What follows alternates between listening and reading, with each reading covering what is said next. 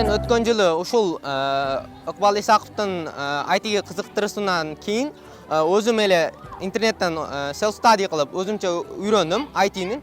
Web front-end направлениясы боюнча азыр strong beginner программист эсептелем. Ушул күнгө чейин 100дөн ашык веб-сайттар, веб applicationдар жаздым. Веб-сайттарда 1-2 жолу реальный проекттерде да катыштым. Мындан тышкары ушул Латвия, Өзбекстан мамлекеттеринде IT проекттерине ийгиликтүү натыйжаларга эриштим.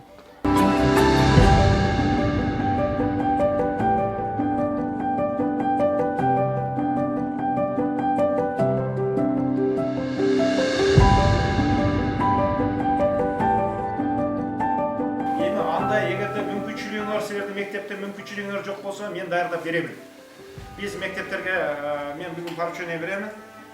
Бүгүн Ош областынын президентинин ыйгарымдуу өкүлү менен бүгүн биз жолугушуп келдик. Ал киши да ушул маселени койду. Зиядин Исламович ушул маселени койду. Сен айткан кызыбыз ушул окуучубуз айткан маселени койду. Ушул маселе боюнча иштейбиз.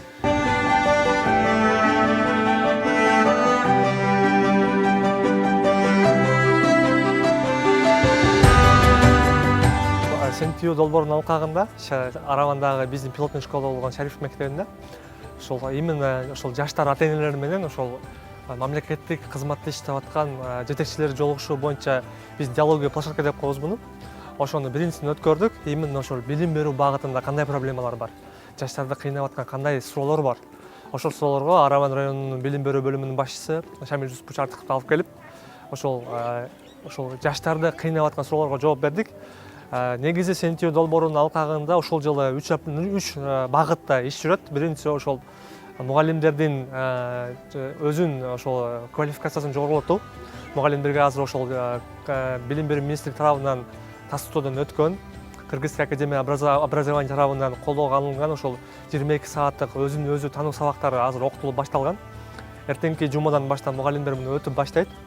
Экинчи багыт бул ошол именно жаштардын профориентация, кесип тандоо боюнча багыты.